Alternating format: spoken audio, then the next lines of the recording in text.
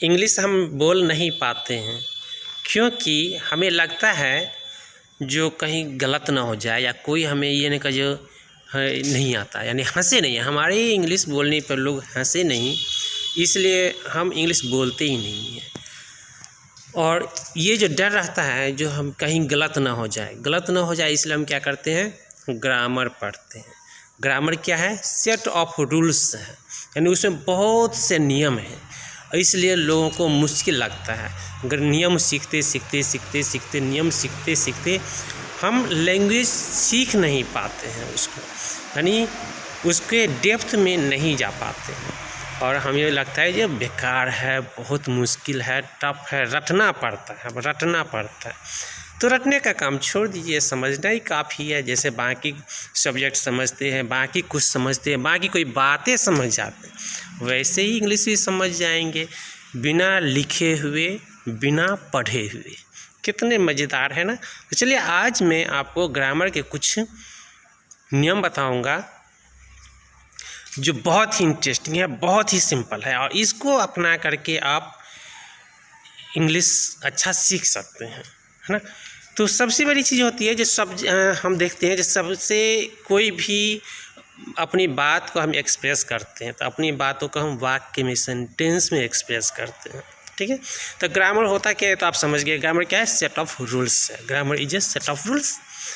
और उसका सेंटेंस क्या है, तो ग्रुप ऑफ वर्ड्स है which makes a complete sense, यानी जिसमें कंप्लीट सेंस आता है, जिसका कोई बात बनता है, ठीक है। तो ये हो गया सेंटेंस। सेंटेंस भी 4 तरह का होता है, सेंटेंस 4 तरह का हो सकता है। जैसे मैं कहूँगा मेरा नाम शशिकांत है, क्या हुआ, माय नेम इज़ शशिकांत, ठीक है। तो ये सेंटेंस हो गया। अब कहेंगे व्हाट इज़ योर नेम, आपका क्या नाम है, व्हाट इज़ योर नेम, तो ये तो क्वेश्चन पूछने वाला हो गया था। इस सेंटेंस को क्या कहेंगे, क्वेश्चन, यानी ये क्वेश्चन या इंटरोगेटिव सेंटेंस भी कहेंगे, ठीक है। और तीसरा होता है कमांड, जैसे कहेंगे come here, go there, stand up, खड़े हो जाओ, स्टैंड अप, है ना। इस सब को कहेंगे जैसे गेट आउट, यानी लगे जो सुनने वाले को लगे जो हमें उसको कुछ करने के लिए कहा जा रहा है, तो ये इस तरह का जो सेंटेंस होगा ये क्या हो जाएगा, कमांड हो जाएगा। और अपनी डीप फीलिंग को जो एक्सप्रेस करेंगे, जैसे ओह, है ना, आह, जैसे वाओ, है ना, इस तरह का जो वर्ड है, जो अचानक किसी घटना को देख के अंदर से जो फीलिंग आती है, उसको कहेंगे एक्सक्लेमेटरी सेंटेंस, ठीक है। तो ये 4 तरह का सेंटेंस हो गया। तो पहला हमने बताया था स्टेटमेंट, है ना, और स्टेटमेंट भी 2 तरह का होता है, पॉजिटिव स्टेटमेंट और निगेटिव स्टेटमेंट। जैसे कहेंगे मैं शशिकांत नहीं हूँ, आई एम नॉट शशिकांत, है ना। अगर पहले मैंने क्या कहा था, आई एम शशिकांत, मैं शशिकांत हूँ। और अगर मैं कहूँगा आई एम नॉट मोहन, मैं मोहन नहीं हूँ। आई एम नॉट श्याम, मैं श्याम नहीं हूँ। आई एम नॉट डॉक्टर, मैं डॉक्टर नहीं हूँ। आई एम ए टीचर, मैं टीचर हूँ, ठीक है। तो सेंटेंस 4 तरह का हो गया, ये आपने समझ गया, है ना। फर्स्ट वन क्या था, फर्स्ट वन था स्टेटमेंट, दूसरा हो गया इंटरोगेटिव या क्वेश्चन, थर्ड कमांड, और फोर्थ हो गया एक्सक्लेमेटरी। तो ये 4 तरह का सेंटेंस हो गया। अब सेंटेंस तो हो गया, उसके बाद वर्ड्स होता है। सेंटेंस में क्या होता है, वर्ड्स होता है, बहुत सारे वर्ड्स होते हैं, है ना। तो उस वर्ड्स कितने तरह का हो सकता है, ज़्यादा से ज़्यादा 8 तरह का होगा, है ना। 8 type of parts of speech आपने सुने होंगे। तो चलिए पार्ट्स ऑफ स्पीच जो 8 होता है, तो सबसे इम्पोर्टेंट होता है, इम्पोर्टेंट तो सारे होता है, चलिए सबसे पहले हम करते हैं, पहला लेते हैं नाउन, है ना। नाउन होता है, दूसरा होता है प्रोनाउन, तीसरा होता है एडजेक्टिव, उसके बाद एडवर्ब, प्रीपोजिशन, कंजंक्शन, इंटरजेक्शन, ठीक है।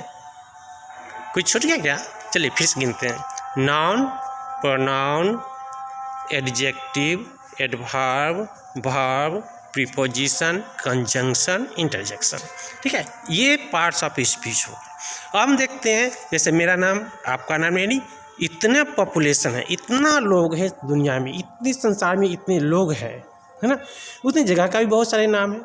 तो किसी भी चीज़ के नाम को, चाहे व्यक्ति का नाम हो जगह का नाम हो, जानवर का नाम हो, किसी भी चीज़ का नाम हो। जैसे ये शर्ट हमने पहने के शर्ट है ना, तो शर्ट भी तो नाम है, तो ये भी क्या हो गया, नाउन हो गया। तो नाउन सबसे ज़्यादा है, ठीक है।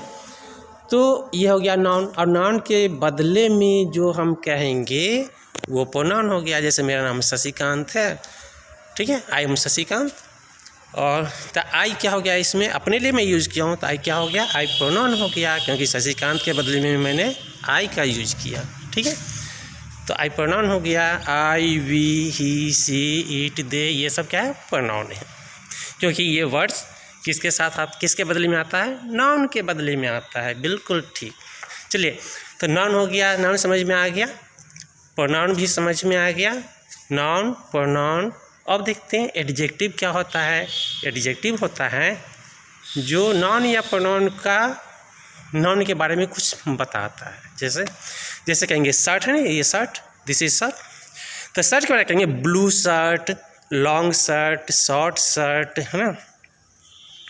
इस तरीके से जो भी इसके बारे में कहेंगे, है ना, वेरी नाइस शर्ट, है ना, बहुत अच्छा है। तो ये सब एडजेक्टिव हो गया। जैसे पेन है ना, तो पेन के बारे में कहेंगे, जैसे पेन है, पेन के बारे में क्या कहेंगे, red pen, blue pen, white pen, beautiful pen, है ना, शॉर्ट पेन, लॉन्ग पेन, है ना। उसका कोई नाम भी दे सकते हैं इसका। तो ये सब क्या हो गया, एडजेक्टिव हो गया। यानी पेन के में हम जो भी कुछ ऐड करेंगे, जो कुछ भी हम ऐड करेंगे, ये सारे के सारे क्या हो जाएगा, एडजेक्टिव हो गया, क्योंकि नाउन में जो भी हमने ऐड किए वो सारे वर्ड क्या हो जाएगा, एडजेक्टिव हो गया। तो आपको ये भी समझ में आ गया होगा, नाउन प्रोनाउन एडजेक्टिव समझ में आ गया। अब हम करते हैं, अब बाकी पार्ट्स ऑफ स्पीच अगले वीडियो में हम करेंगे।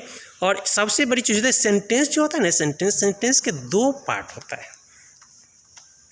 सेंटेंस के दो पार्ट होता है ना। सेंटेंस के जैसे कोई भी सेंटेंस, जैसे कहेंगे मैं, जैसे I am a teacher, I am a teacher, तो आई क्या हो गया, सब्जेक्ट हो गया। आई के बारे में हमने, यानी अपने बारे में हम कुछ बता रहे हैं, तो अपने बारे में हमने क्या बताया, ये इज ए टीचर, है ना, आई एम ए टीचर। तो आई क्या हो गया, अपने बारे में बताया, क्या बताया, ये एम ए टीचर। तो आई हो गया सब्जेक्ट, और आई के बाद जो बच गया वर्ब जिसमें होता है वो हो गया प्रेडिकेट।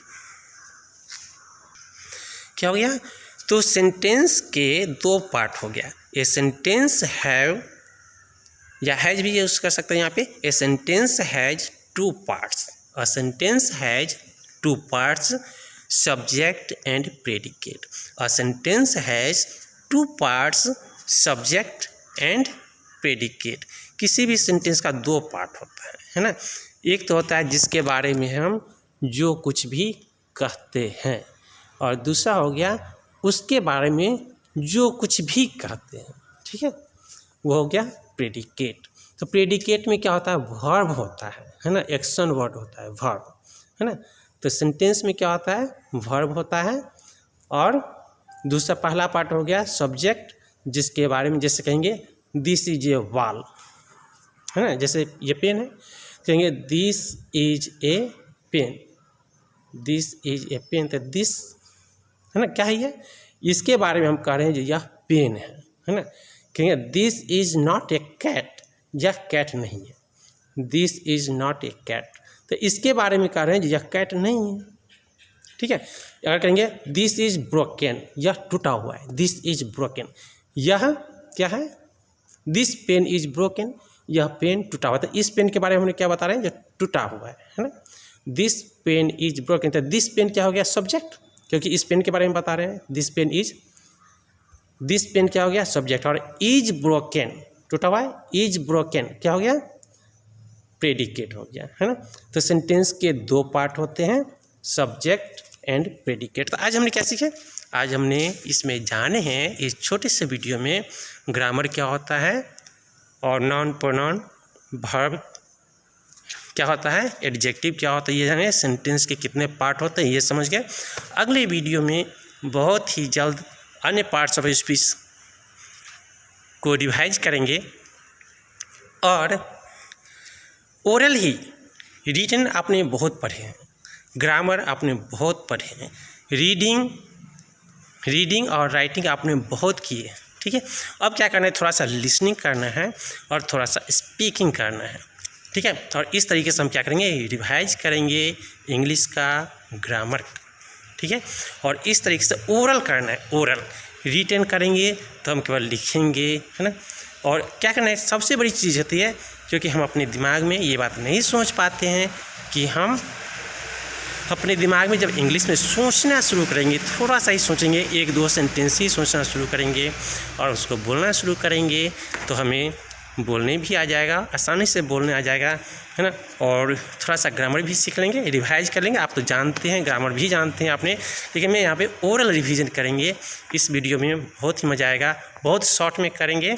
चलिए फिर इस चैनल को सब्सक्राइब कर लीजिए, जिससे कि जो मेरा अगला वीडियो आप तक सबसे पहले पहुँच सके, ठीक है।